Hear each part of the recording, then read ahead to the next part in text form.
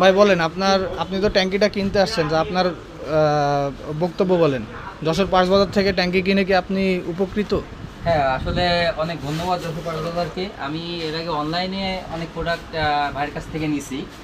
অনলাইনে সব প্রোডাক্টই আমি ভালো পাইছি, কিন্তু আজ হচ্ছে সুযোগ হয়েছে বাইরের যে দোকানে আসার।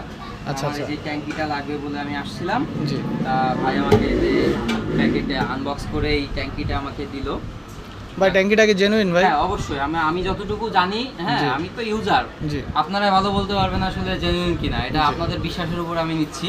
জি হ্যাঁ, এখন আপনার বিশ্বাসে যতটুকু আমি রাখিছি, ততটুকু দূর আসছি যখন আপনার কাছে, অবশ্যই আপনি আমাকে জেনুইন প্রোডাক্টটাই দেবেন। জি জি জি হ্যাঁ, আর ভাই কিন্তু ঢাকার থেকে আসছে ট্যাঙ্কিটা নিতে। ঢাকা থেকে আসছি।